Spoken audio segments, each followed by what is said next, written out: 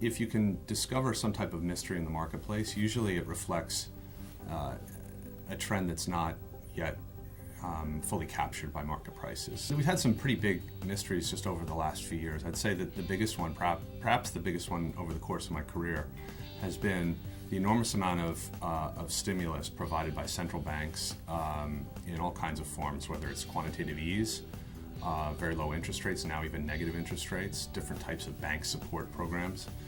And yet economic growth is surprised by being very muted, and inflation has remained extremely low. And I'd say that most conventional economic models would not have predicted that. And so by and large, it's been this enormous mystery. We are a global macro firm. We look for medium to long-term investment themes, trends in a sense, and we build portfolios, multi-asset class portfolios, to give best expression to each one of those themes. We also build a range of systematic strategies that we think capture certain risk premia that exist through time in the marketplace. And then we offer those to our clients in an unbundled way, similar to how Apple offered music in an unbundled way. So Apple looked at an album, broke it into component songs, and its clients or its customers were able to buy those.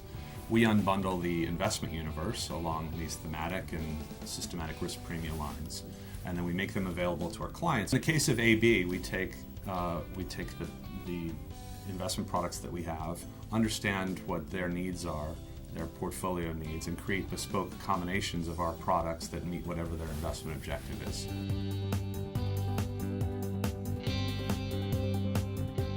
One of the themes that we have in the AB portfolio is called long volatility, not terribly imaginatively named, but it's a theme to capture increased volatility, which is not to say that volatility just perpetually goes up. Volatility, when it rises in a kind of an up and down pattern. And so what we're trying to capture is these moves higher in volatility, and this is across currencies, it's across commodities, it's across interest rates, it's across equities.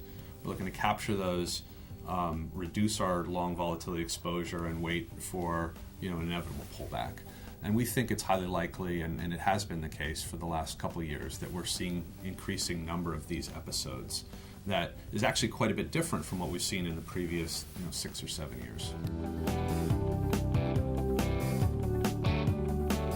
In the overshoot theme, we're looking for countries that have plenty of, or we would say adequate room to continue to press policy further and further.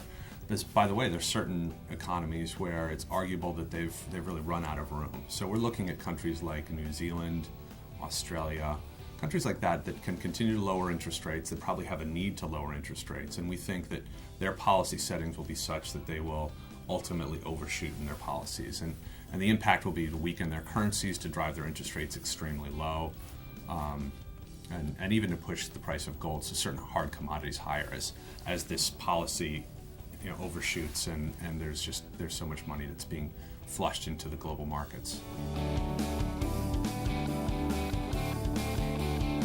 We look across the universe of foreign exchange rates globally, recognizing that there are different interest rates in different countries, and we look to invest in those currencies that have high rates relative to countries that have low rates. So a good example would be the Brazilian real versus the euro. The euro overnight rates are, let's call it negative 40 basis points, and Brazil is over 14%.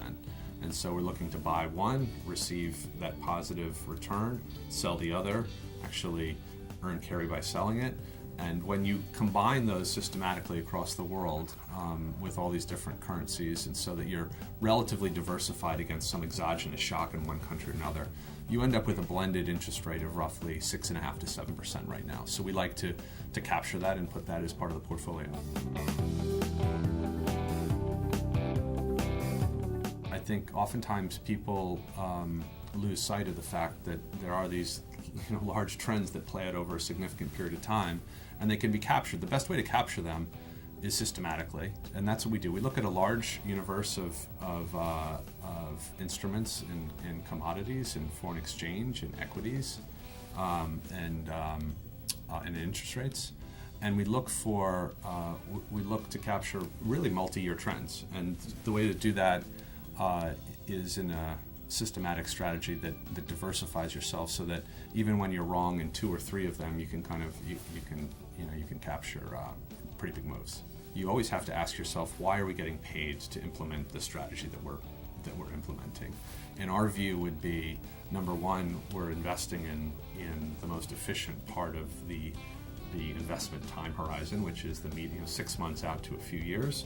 And we're doing that at a time where many people are leaving that time horizon to focus on the short term with difficult results.